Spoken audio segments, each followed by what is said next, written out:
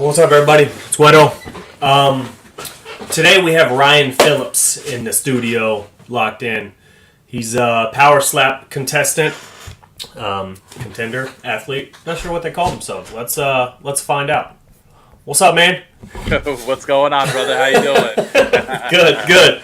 I like the introduction. Yeah, I was about to say, you like that shitty ass intro? Yeah, that's good. Yeah. Just so you know, we're called strikers. Strikers. Okay. Yeah. But you can call me whatever you want, man. Slap happy, whatever. King Ryan, the king of kings. Yep. So, as you know, Locked In is a podcast where we just chop it up, get to know people, outside of their athletic abilities. So, where were you born and where'd you grow up? So I was born in Manasquan, New Jersey, and that was on the Jersey Shore. Great place, beautiful place. A lot of rich people. Homes there is like $1 million and up. It's out of control where I lived. But what's up, Samke? I eventually moved out to Ohio after I turned 21. Unfortunately, the Jersey Shore show came out and bumped my rent up by like $2,500. And I was like, man, I can't afford this anymore. And my mom moved out to Ohio. She said, come live with me and I'll give you free college. And that's what I did. So I'm in Ohio now. Cleveland, Ohio, baby. Okay, so how long were you in Jersey? You said, like, what, 24 years? 21 Or years. you say 21. 21, okay. Yeah, 21 So, years. yeah, how, and that show impacted you enough to where you had to move? Yeah, my rent was already $1,800 for a 2-bedroom. Yeah. Because my mom lived there. Obviously, my mom lived there with me. And this happened when I was like 1920. But my dad passed away, unfortunately, and then my mom found a new love interest. And that love interest was in the military on a base, and he lived out in Ohio. So she eventually moved out to Ohio, where I stayed in New Jersey. Jersey Shore came out, and then, yeah, all that shit happened. It was terrible. It just popped up. Yeah. Yeah. It was So, like crazy. $4,000 for a 2-bedroom is just out of control.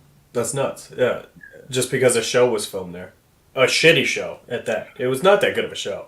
They turned it into a tourist attraction because there was so much traffic because of it. So it so the people that, because we were renting the house at the time, they were like they seized an opportunity.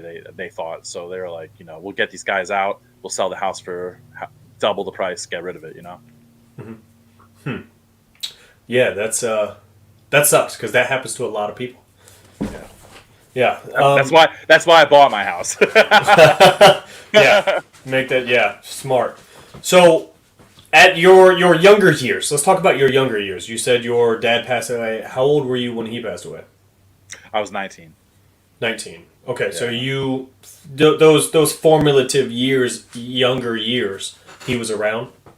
Yeah, he was around. Yeah, Okay, absolutely. okay, cool. My mom and dad, they did split up, but they still loved one another.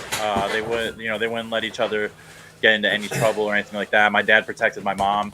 I learned a lot from him in regards to how to treat a woman, of course. And I learned a lot from my mom. She was a very smart woman. She worked on Wall Street. My father was he worked on the Garden State Parkway. He was a big, I don't know his exact title, but he had a number of jobs. He worked on the New Jersey Transit as well, and then he worked on Garden State Parkway. I think he was a member of the mob. My mom or her family would never tell me, but the people that we hung out. Yeah, what made you think that though? I had uncles. You know how you have uncles that are like not really blood, but they're friends. Yeah. Okay. I had like 10 of those, bro, and they're all rich. They had like indoor pools and like just beautiful homes. And their names were like Scalisi and like Iorio and stuff like that. Like Tony Scalisi, like Yeah. They would, when I was a kid, I didn't necessarily understand things that were going on, but when I look back, it's like, oh shit, there's some weird stuff going on. My mom told me that too. And then when my father actually passed away, this is a funny story. Well, not a funny story, but it's pretty crazy. I was at the funeral home, obviously, laying my father to rest. And these gentlemen walked to me, and they weren't there. They just all of a sudden showed up, and they're all dressed in like suits, like really nice suits, pulled up in a real fancy Mercedes. And they're like, the toughest guy in New Jersey passed away before us all. That's what they said to me, and they handed me a box, and it was a gold Rolex. And I have no idea who those people were. Neither did my mom or any of the family. I asked, they're gone. After they handed me that box, they're gone. That's nuts. So he was definitely in some shit though. He definitely was. Yeah. My dad was a very big guy, very strong guy, Yeah. and you could tell that like the people that were around him were people that needed him for like that kind of protection, sort of. Yeah. So yeah, like John Scolante, Scalisi, like there's so many Italian ass names. It's like it had to have been. And I've actually seen my dad fight people too, so it's crazy. Yeah. In the street. How did that work? How did that come about? Oh my god. This is crazy. So here's the story. We were at this place called Harpoon Willie's, and we were hanging out with my dad's friend. His name was Arnold, and Arnold just bought a brand new Porsche. So we like cruised up there. You know, everything was cool. We cruised up there. We get to this place called Harpoon Willie's. We go inside, and they go, get the kids some clams in the half shell. That's what Arnold said. He's like, get the kids some clams in the half shell, right? The waiter's like, we don't have any. We're out of clams in the half shell.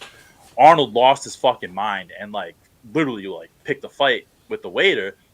And Arnold's girlfriend was with us. She met us there, and I was like 7 or 8 at the time. And she grabbed me and she's like, we got to go. And she grabbed me and we went out the front door. And this place had like a long walkway to the front. Mm-hmm. She brings me all the way out to the front. She's like, wait here. We're waiting there. All of a sudden, I just see my dad like blowing people out, dude. Like one dude went through the window. All of a sudden, there's like double doors in the front. Double doors just bust open. There's like 10 waiters on my dad. My dad's shirt's getting ripped off. He's just like boom, boom, just like knocking people left and right. People are flying left and right. My dad's shirt's getting ripped apart. He's getting punched in the face. I don't know where the fuck Arnold is, because who the fuck? But yeah, it was just like a big ass brawl. My dad just blowing people out, and I'll just never forget. I was so young. And then this is a part I never forget. It's actually pretty funny. We get back in the Porsche and we're ripping out, and they're like, the cops are coming. The cops are coming. So I'm young. I'm like, I don't know what the cops are. So I just saw a movie. Oh, you were that young? Yeah. I didn't know what the cops were, but I just saw this movie called Men at Work. It's a really old movie. And there's these guys with like these like chemical suits on, and I thought that's who was coming after us. I thought those were cops. Yeah. I was scared shitless, bro. It legitimately hurt my feelings that you just called Men at Work a really old movie. God, watch that shit growing up. And I'm getting old, yeah. Hey, I know, but that shit was old as fuck. How old are you? I'm 39. Oh, shit. Okay, all right. Okay, we good. I'm 40. I just turned 40. Okay, we're good. That shit don't hurt. It doesn't sting as bad. Because I thought you were like 26, 28. I was like, this motherfucker right here. Yeah. No, I'm with you, brother. We're right in the same era, man. So yeah. Even you knowing the movie Men at Work, because I tell that story and everyone's like, what the fuck is Men at Work? It's got that's Charlie Sheen, right? Charlie Sheen's in it, right? With Emilio, the brothers. Yeah, Emilio Estevez. Yep. Yeah, great movie. Yeah, it is. So, what were you like as a kid? Like what kind of hobbies did you have? What'd you do? Video games, man. I love video games. I love skateboarding. I lived on the beach, so going to the beach, bodyboarding, surfing. I was into that kind of stuff. When I was younger, I took Taekwondo. I was in baseball. I played basketball. My dad, my dad pushed me into all sorts of sports. Wanted me to protect myself, put me in Taekwondo.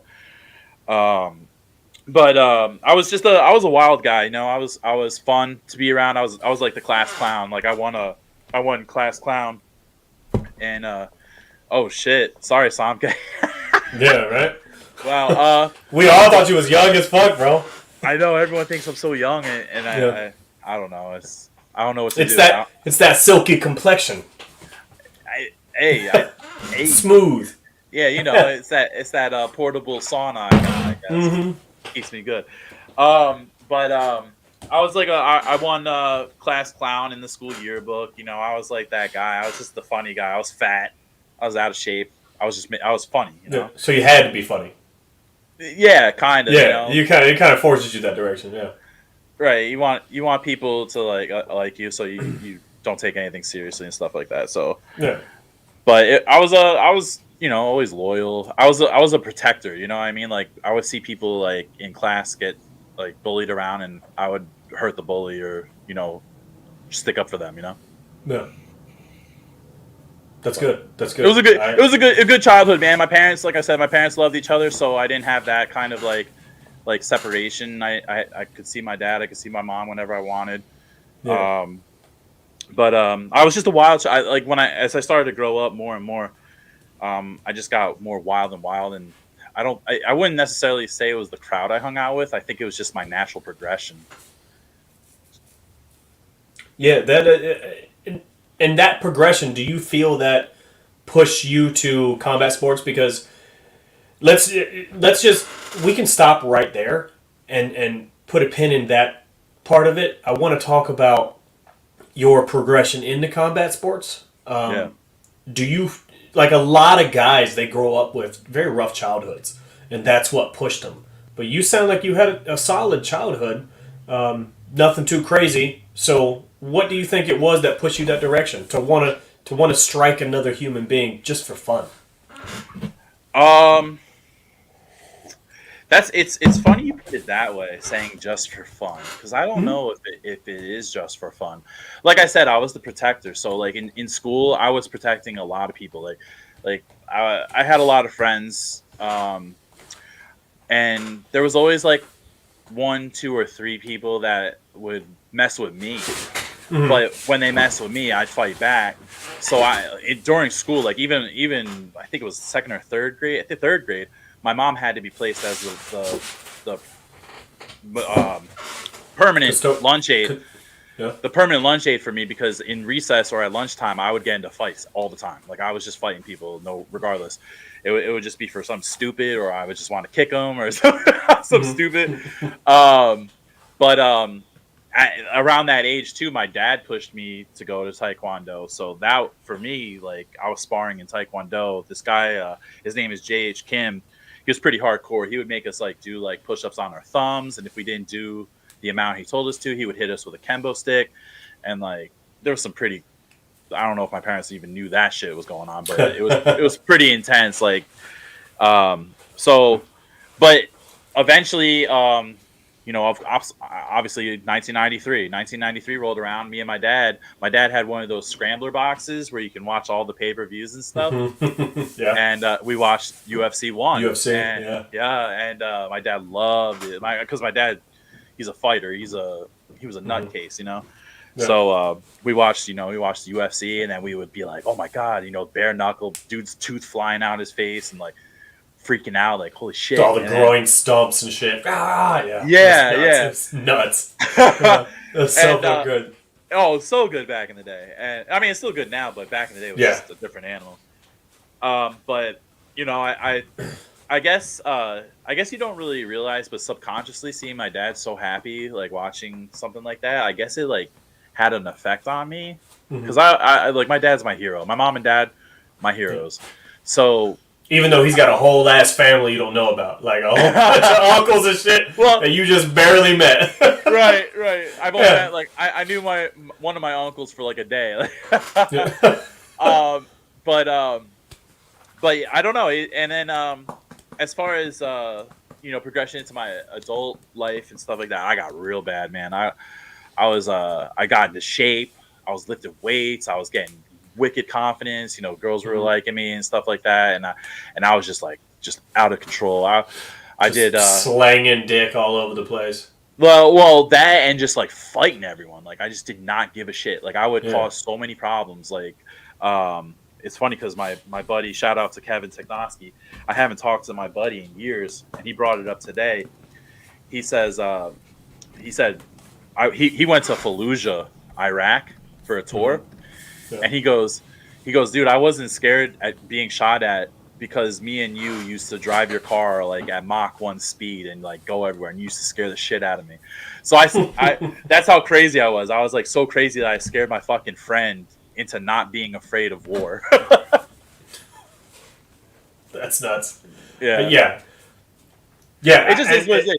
You know, you grow. I think we all go through it. We go through puberty, and then all of a sudden our testosterone. It's through the roof. You wanna fuck everything, or you wanna fight everything, or at the same time. Sometimes both, depending on where you're at. You Right. know? and I was a spoiled brat, so like that's one eye wolf right there. you fat burger head motherfucker. Fuck you. Yeah. So hey, we got. I hope One Eye Wolf stays in for a minute so he can watch, because we're about to talk about you guys. So yeah, you said a lot of words right there, but you didn't answer the question. Well, you said what got me into fighting and punch people. No. Do you? Yeah, no. What makes you want to do it for fun still, though? You're not out protecting anybody. Like, I understood when you're in high school and you're protecting your friends.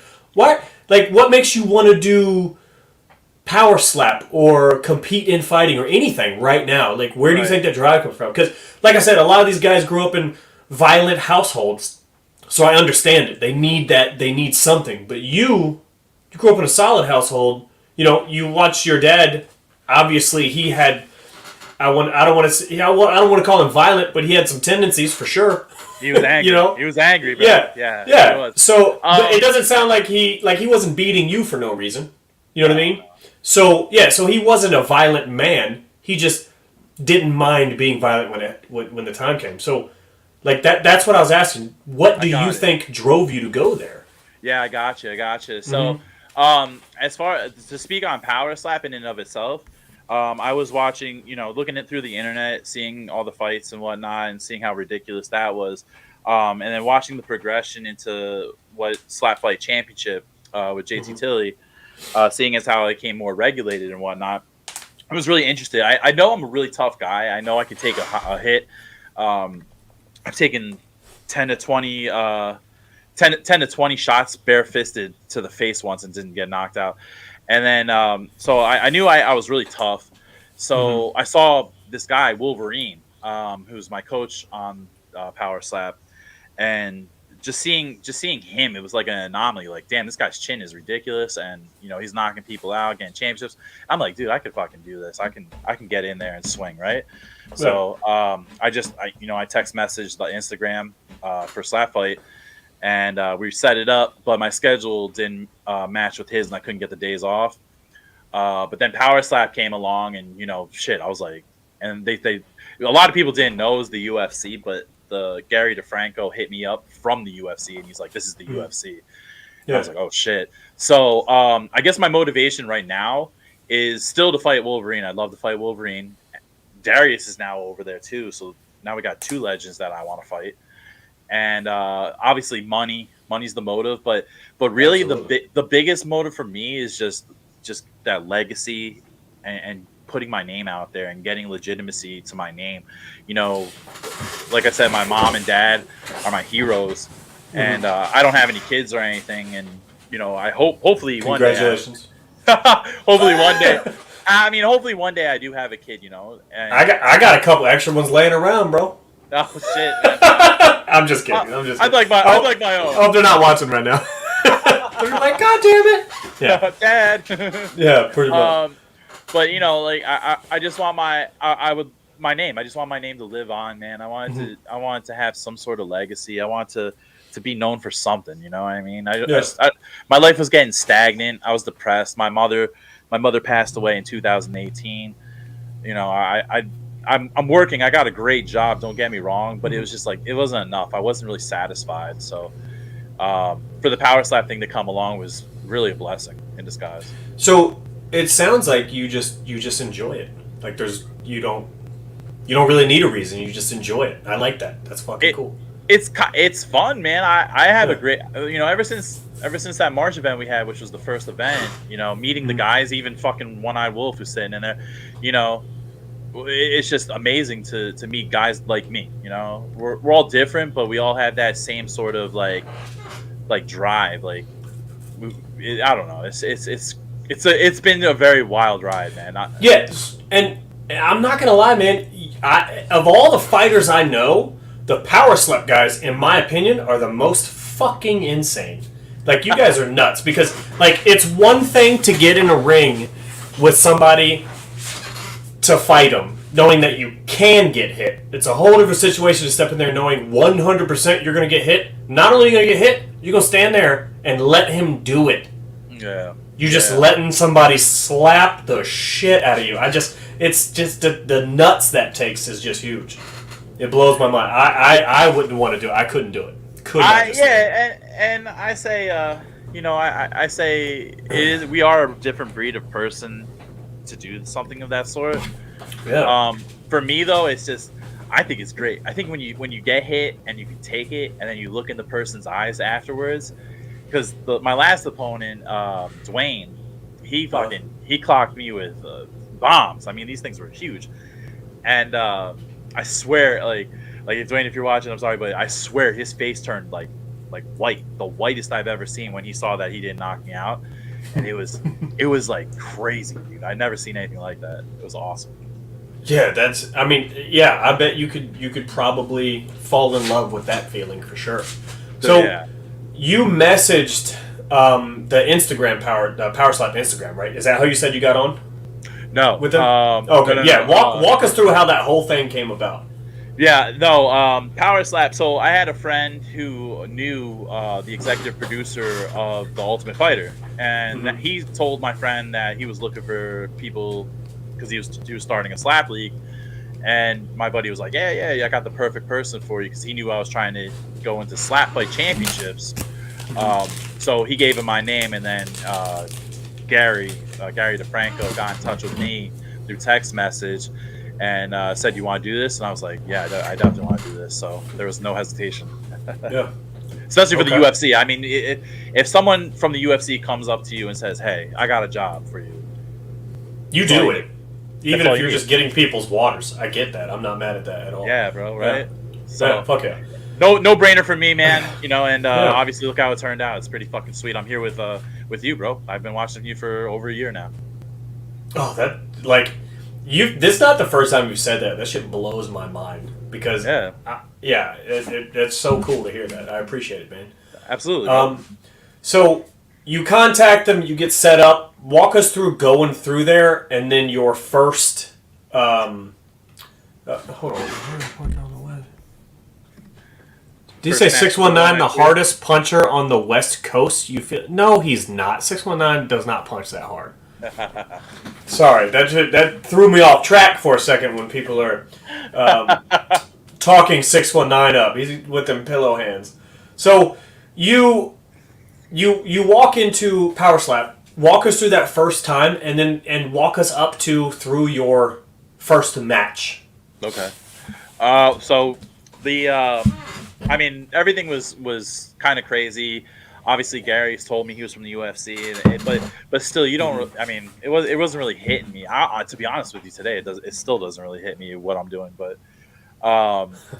he came about. I was like, whatever, dude. And then you don't hear from them for a while. Until the event actually gets booked, and then things of that sort. All these upper guys, they wait till the last minute. So I was sitting there for like 2 months, like I didn't hear anything. I'm like, that was bullshit. Really? Yeah. Yeah, I was like, this gotta be bullshit. And then all of a sudden they're like, be here tomorrow. Yeah, so all of a sudden they're like, we got to get you. We need a blood test from you. We need a urine test, stuff like that. And I'm like, oh shit. And then sign the contracts, but still, it's like you didn't realize what's going on here. It's not real yet. Yeah. Right. So I went and got the urine test. I was like, okay. And then I got the blood test. I was like, oh man, it's just getting serious. And then you get the plane tickets. You're like, oh, okay. But then when you're in Vegas, you're like, holy fuck. And then so you walk in, and then there's guys sitting there. They give you your stuff, your room key. There's a little bit of money they give you for food and drink, and that was cool. But the next day was the best day, and I'll tell you why. The next day they had us all meet in the room, and majority of the fighters were in this room. They split it up into two, but it was cool because the first second I get into this room, disturbing the peace, Dorian, he looks at me, and this dude's banged up. Like, he's got like black eye, like fucking, he's got bloody lip. Like, he literally just fight Unga the day, like 2 or 3 days before he got to the power slap thing. So, but it's funny because he looks at me and he goes, "Hey, you look like the guy I just fought." I looked at him like, "Don't call the cops or anything, bro," because it looked like he was in a war and he's all his face. Looks like he lost it, didn't it? Right. And that was my first meeting of anyone was Dorian. And he says that to me, and I'm like, "Oh, this is fucking hilarious." And I just thought it was such a ride. And you see fucking my buddy Devin, he's got like tattoos all over his head and fucking just tattoos everywhere, and you're like, Jesus Christ. But then you're looking around, and then you see fucking Tony Lopez, who's a 90 fight like world bare knuckle champion legend. Like, he was on Bully Beatdown and shit. Yeah. And you're like, oh wow, there's some serious shit going down. And then I recognize one of the girls like squashes watermelons with her thighs. Like, Bill Courtney. And I was like, oh, this shit's getting a little serious, And then we went through just the boarding process, signing paperwork, stuff like that. And we stayed in a hotel, so there was supposed to be 100 of us, but 60 people backed out because they couldn't do it. A couple people actually got to the hotel and then just left. They're like, we can't do this. This is too much, Yeah. Because obviously you look around, there's fucking killers, bro. There's just and they're gonna slap the shit out of you, and you're just gonna stand there and let them do it. Yeah, no, I get that. Right. Yeah. I mean, I'm not gonna lie. You see you see someone like when One-Eyed Wolf. Even him, One-Eyed Wolf was scaring people. Dude's 270 pounds. Like, he looked like a mean motherfucker. And then other people kind of intimidating. So I get it. But they took us into the Apex Center. They took us to the PI. We're getting the whole run, and it's just like, holy shit, what the fuck is going on? Yeah. This is a brand new sport. I'm in the UFC. I watched UFC 1 with my dad, and now I'm actually here. And then then Dana came out, and you're like, whoa, bro. That had to be just a fucking trip right there, bro. It was watching Dana, because no matter what you think of him as a human being, he's still the face of the UFC. Oh yeah, bro. And for me, I don't listen to other people. I just make my own. I make my own judgment. So Dana White to me is amazing. He's an amazing person. So I mean, I don't get starstruck, but it's just like, holy fuck, there's Dana White. So we didn't have our opponents or anything like that, and at that moment they gave us our opponents after Dana talked to us. Mm-hmm. So me and One-Eyed Wolf, they matched us up, and me and One-Eyed Wolf, we were actually cool. We were hanging out in the hotel, just kicking it and stuff like that. And we kind of knew, we're like, we're probably gonna fight each other, Eventually, but you probably didn't know it was gonna be the first fucking match. Well, we actually, I mean, we didn't know, but we were like saying like, we're probably gonna be matched up together, because you could just see how they were matching people up. They were you could, yeah. Yeah, they're really taking into consideration size and fucking like how tall you were, things of that sort. So me and Wolf were kind of like the same size. So it was like, even though I was 30, 40 pounds lighter than he was, but One-Eyed Wolf is so goddamn funny, bro. He's nuts. He's so funny. He's a burger head. But anyway, he so we're like, oh shit. So we were actually we were supposed to be the first fight on the main event, and Tony Lopez was the main event, and then they moved us back and they moved Tony by us, and we're like, and then me and Wolf were like, holy shit, are we the fucking main event? So we did our face-offs, and I fucking faced off with Wolf, which was hilarious because you guys were just laughing the whole time. Was it hard to keep a straight face? No. I think it was harder for him than it was me, because I was going up there. I told him I'm like, Wolf, let's fucking go. Let's get in my fucking face. I don't care if you punch me. Like do something crazy. This is our time, to go nuts in front of Dana. And like I went up there and I was like I don't think he knew I had it in me, but I was like, fuck you. I was like, let's fucking go, man. I was like, going crazy. And he just looks at me. He goes, you're dead. That's so funny. That's classic. Classic Wolf.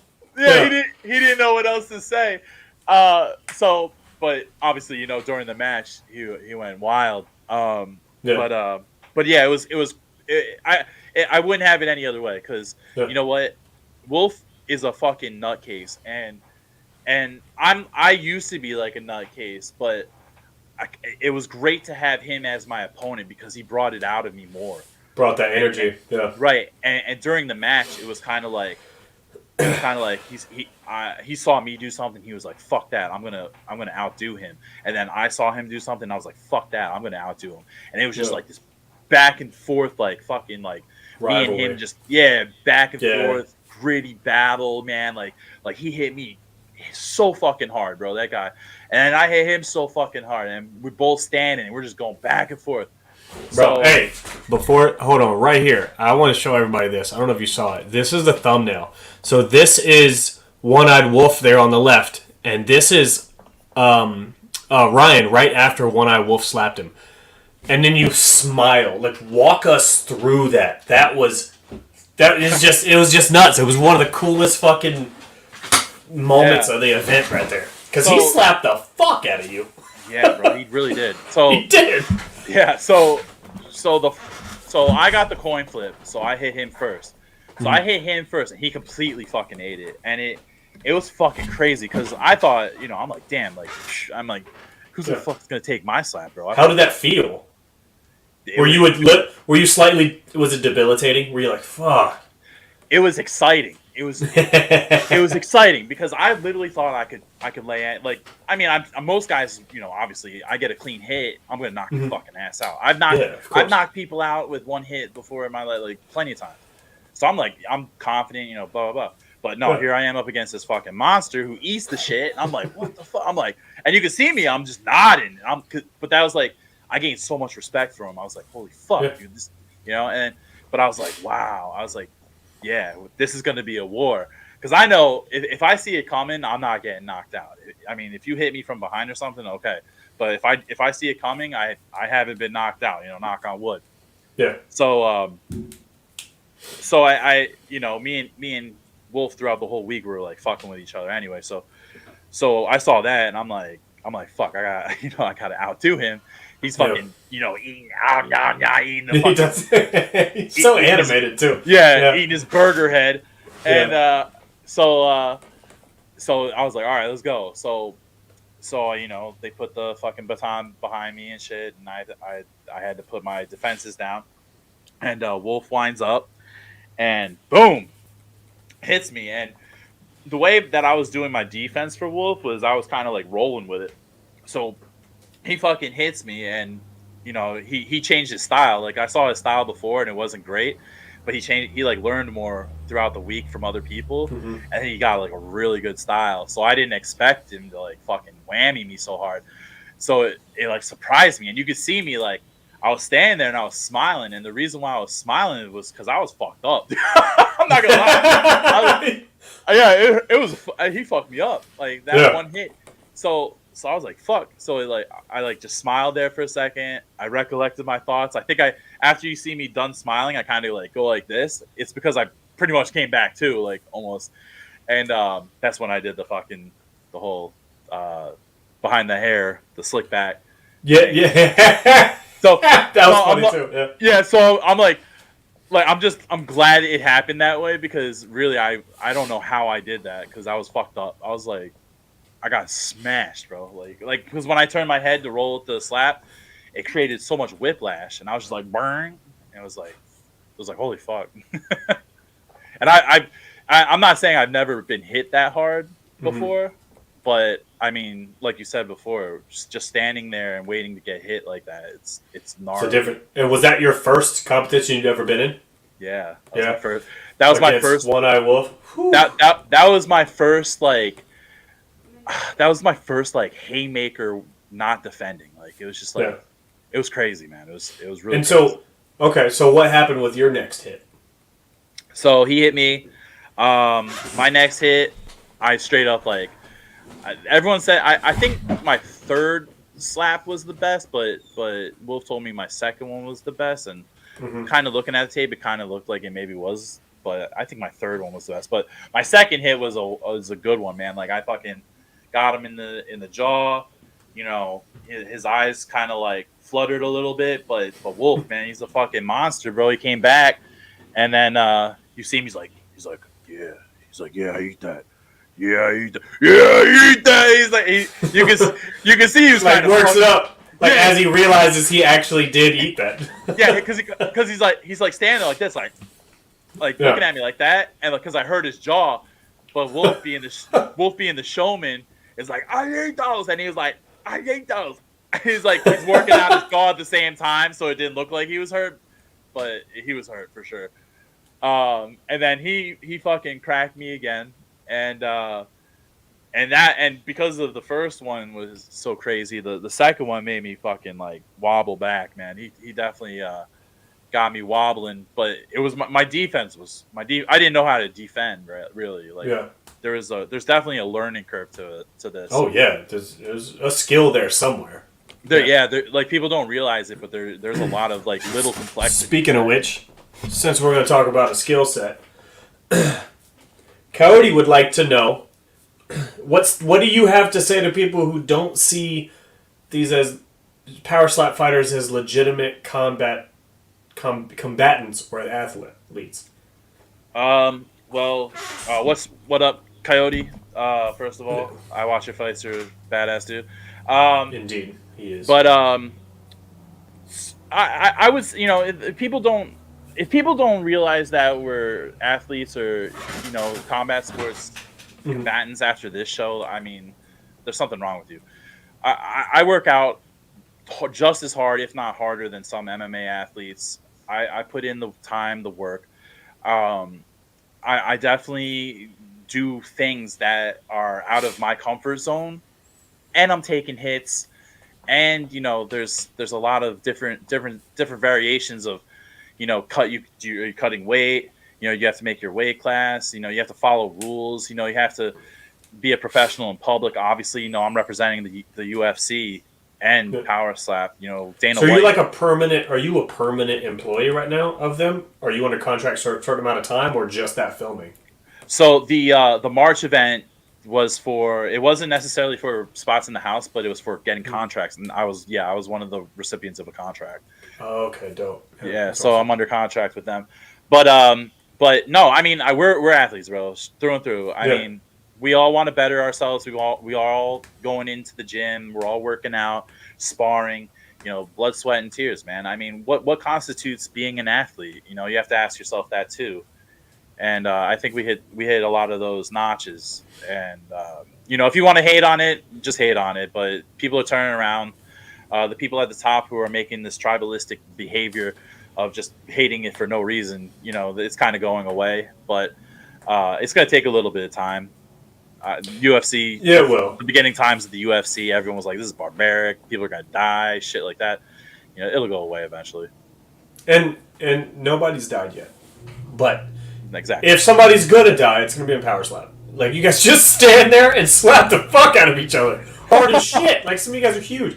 How do you train for that? What are you doing to train? Like, and when you say spar, are you standing there actually slapping back and forth with somebody? Is that how you're sparring? Or I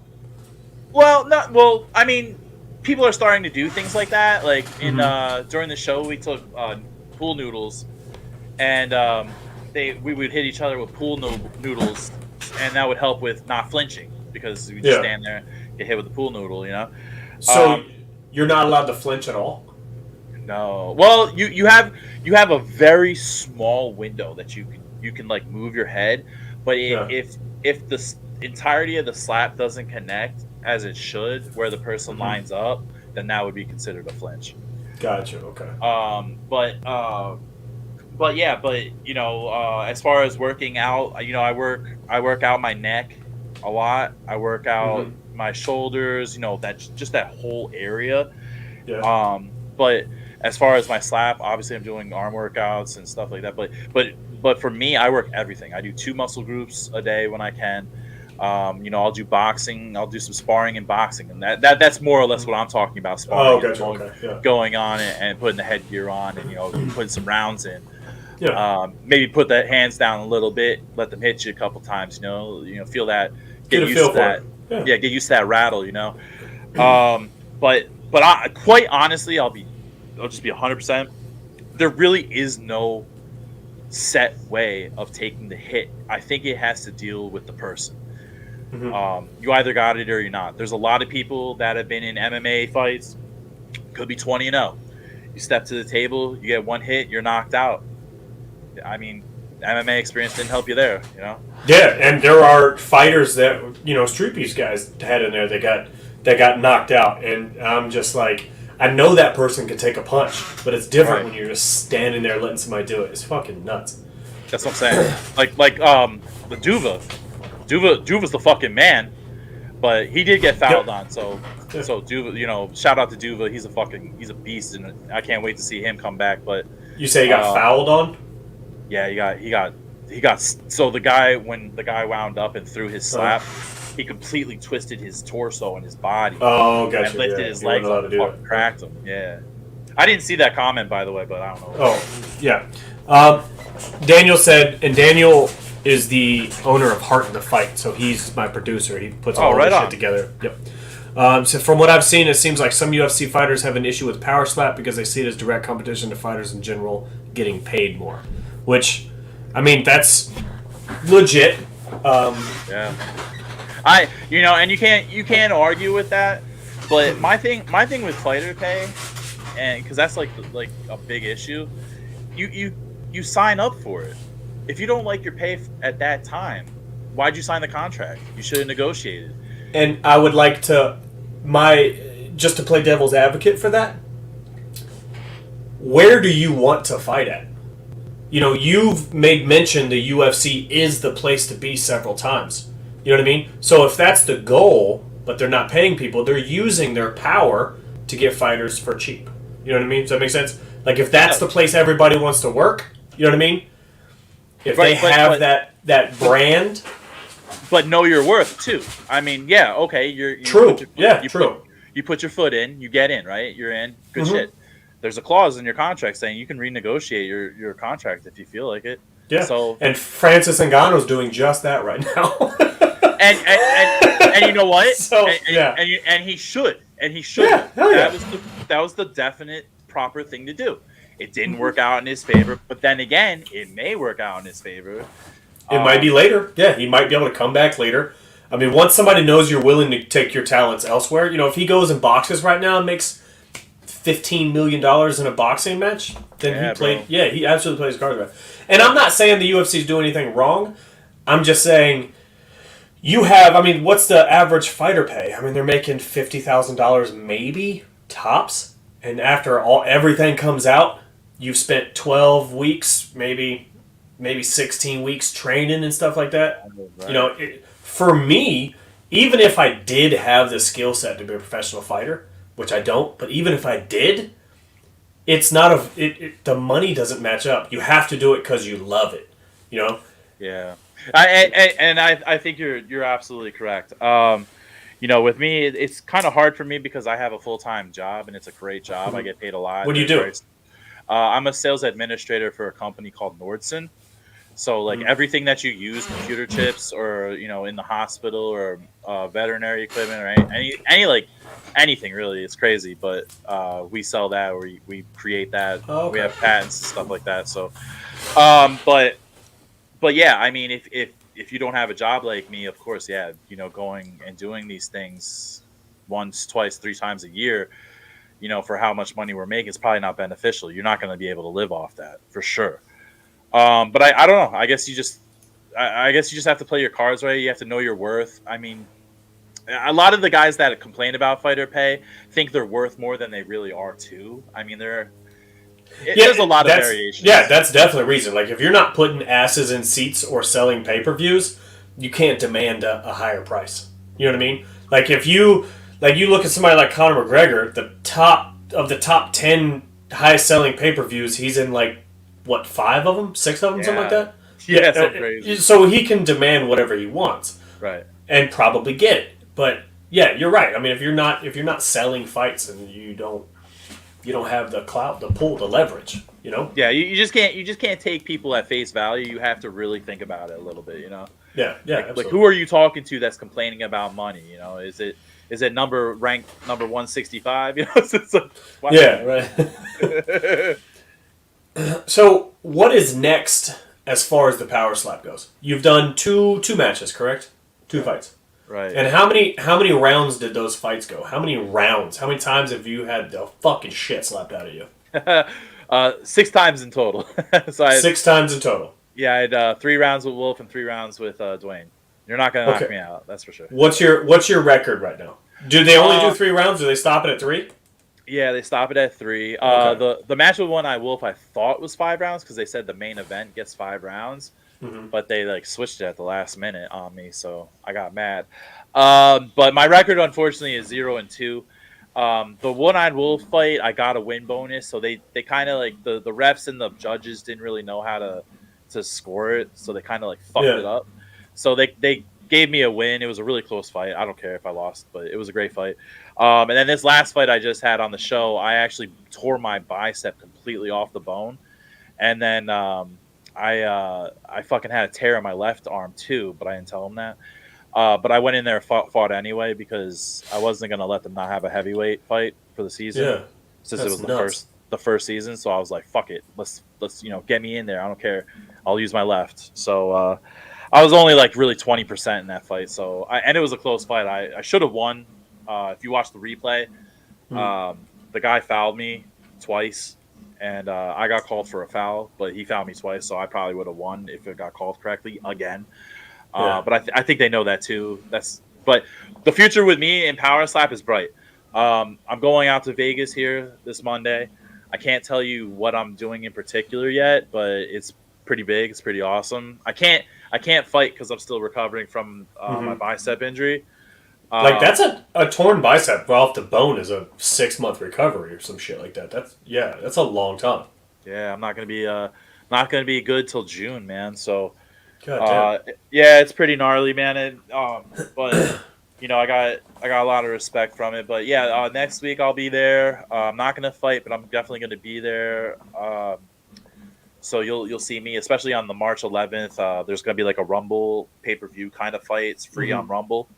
Yeah. You'll see me throughout the whole show. But I want to fight the biggest names. I want to fight the best. I'm not afraid of anyone. I called out Bigfoot Silva. Bigfoot Silva hasn't hit me back at all, so I guess I'm not fighting Bigfoot Silva. Yeah, no, I'll shoot him a text. See what I can do. Go for it, bro.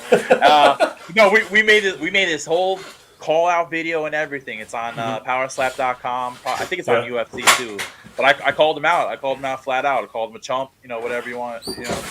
Whatever I could say. Yeah. I haven't heard anything from him. So, just the biggest. Huh?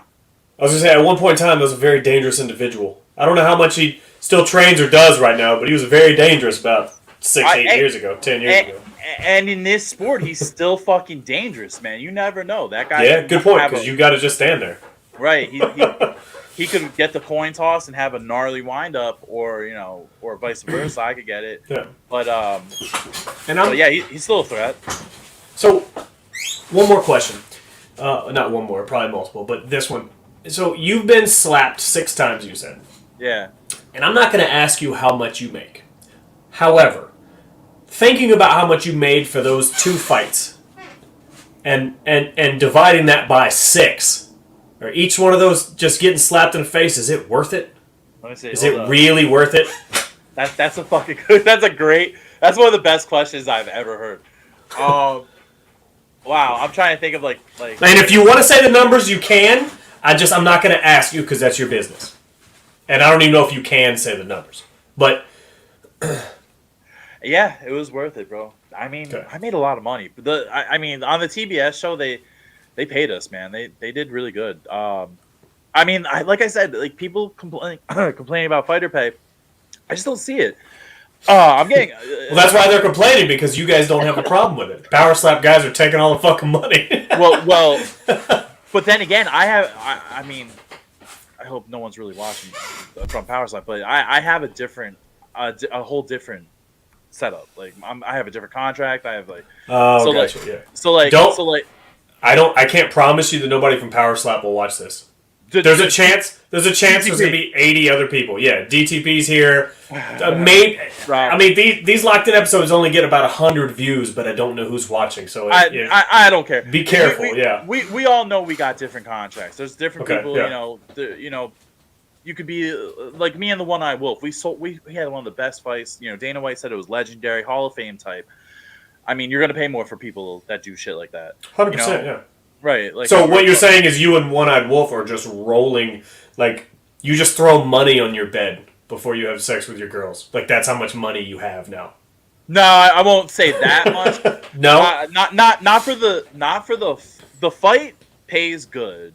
Mm-hmm. Now it pays a lot. Now we see, like, with time, since it's brand new. Yeah. The more money they're getting, the more money they're able to offer us.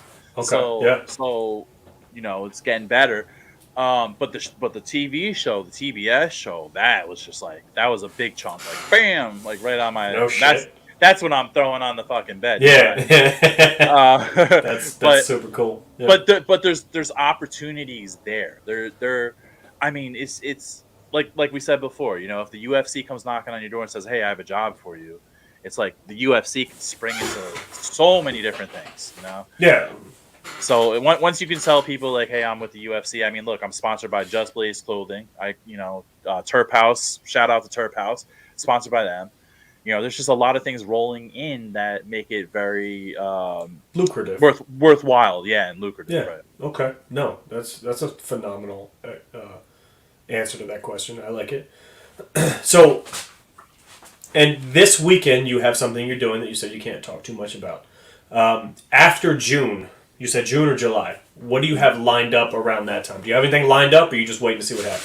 See, that's. I think that I'm only speculating on my future. I think what I'm doing next week leads into what I'm doing next. Okay, I mean? Gotcha. Okay. So, and where can we watch this next week thing?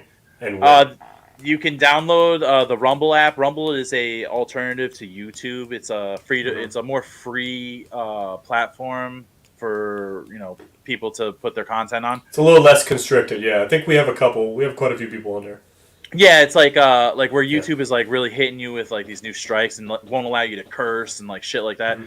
Like Rumble doesn't do any of that. So it's a up and coming platform. Power Slap is partnered with them, so you can go on Rumble.com or download the app, type in Power Slap, and then it's there.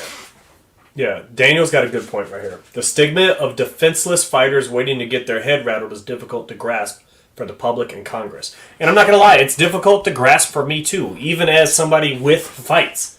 Like, it's very hard for me to grasp the concept of just standing there and letting somebody slap the shit out of you and being okay with it. It blows my mind. Yeah, I teach their own though. Before I really got into this, I was on that same wavelength. Like, of course, when you see the first video that really came out and went super viral, I think it's at like 500 million views or something crazy, was that big Russian fat dumpling guy who fought the guy with all the skinny, like 140-pound, like skinny blonde dude with the blacked out eyeballs. And you see that video, and it's just all unregulated. I mean, the guy fucking like boom, like steps in, fucking goes, and it was an unregulated mess. Now it's becoming safer. We're the only only sport per se that has doctors on standby right there. Like, we have actual doctors, like PhDs, like right there. So if anything does happen, we have staff. I don't know about that. Like, even the local shows here have doctors on standby. Yeah, are they like doctors? Okay, well then, like 400 years in school, PhDs, all that stuff. Yeah. So I mean, but even still, I mean, they're right there. It doesn't.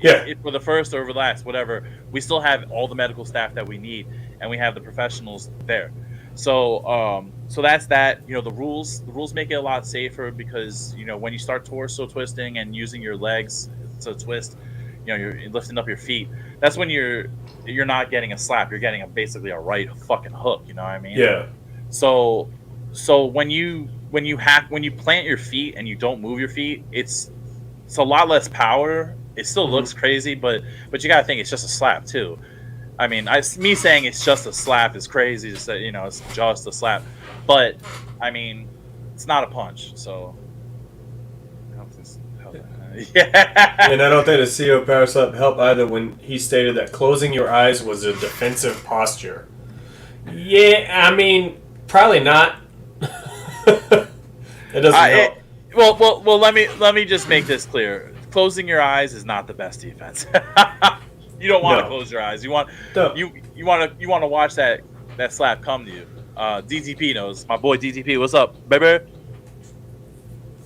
Yeah, that was a whole thing. Yeah, that was really. I mean, even myself, I was like, oh boy, Frank, what are you saying? But hey, yeah. He's a good guy. It's so brand new that I think we're all learning. There's definitely some growing pains right now, and you're seeing it all unfold in real time.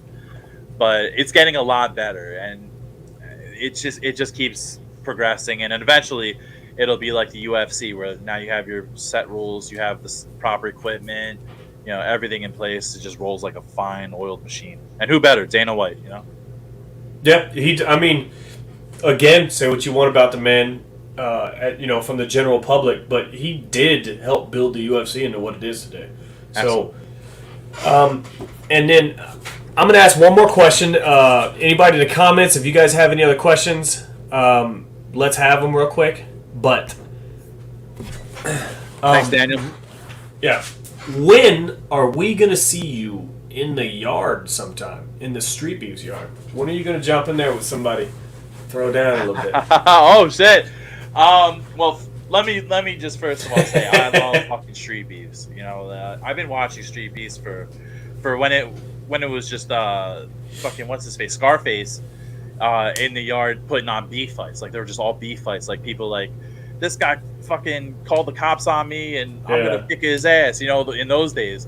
So I've been watching Street Beefs forever, but I love the fact that it branched out to, like, the West Coast. The West Coast and the East Coast or the yard are just so different, bro. It's like you guys are very different. You guys are such a well organized family, and the other yard is like they just want to kill each other, but you guys are more like competitors. You guys are like gladiators to me. Like I love the vibe of West Coast. So what are you doing March 25th? Why don't you come on out? March 25th, I'm going to be in North Carolina. You used to be going to be in North Carolina. but I was talking with Disturbing the Peace. I do want to come out. I do want to see the Hot Box. I want to come out with him and see the Hot Box. But I'm definitely going to be you're going to see me at an event soon. I mean, I will come out to an event, and hey, if there's someone that wants to stand and bang, I'm a boxer, man, so I'll throw down at some boxing. Yeah, we can. I'm sure we'll find somebody. Yeah, man. The Hot Box has events in March, July, and September. So right, and the September one is going to be a boxing mixer. So anybody, any weight class, all boxing. Like I said, me and DTP talk about it all the fucking time. So, I mean, it's gonna happen. Right now, the schedule's kind of crazy. But after we have an event and things start to get more into a flow, a rhythm. I'm telling you right now, I'm definitely gonna come out to an event for sure. Yeah, do it, my man. We'd love to have you. Absolutely. You shout out your socials. Shamelessly plug anything you need to. Do your thing. Well, Daniel got it right here. A tag team match. 2-on-2 tag team match. Oh, me and DTP verse? Yeah. You and DTP versus One-Eyed Wolf and somebody else. Fucking Grant. That would be fucking sweet. And that would bring nuts. Views. That would bring views. That's 1 billion views right there. Yeah. That's nuts. Yeah. Hey, I'm down. I'm down with that. Hell yeah. I bet we can get one of our heavyweights in there for sure. Oh, yeah. Well, who would be a good heavyweight for DT? Because it was me and One-Eyed Wolf are rivals. Who's DTP's rivals? So you and DTP versus me and 619, he said. I mean, I'd do it. I know 619 would do it. I would do it. Let's just have fun. We'd have fun, Yeah, That'd be I'm fun. in. Yeah, I'm down. But as far as socials and stuff, obviously watch Heart in the Fight, watch Locked In with Wero, the man. Appreciate you, bro. But as far Go as ahead, me, let them know. all right. So you can find me on Instagram and pretty much all socials at TKOKPSL. That's the King of Kings Power Slap League for short. You can go on Twitter. I'm at TKOKPSL. You can go on Twitch. I'm TKOKPSL. I also have a podcast myself, which in the near future we're going to have Wero on. So that's at Barefisted Podcast. And for Twitter is Barefisted Pod. Disturbing the Peace is one of our hosts. He works with me on that.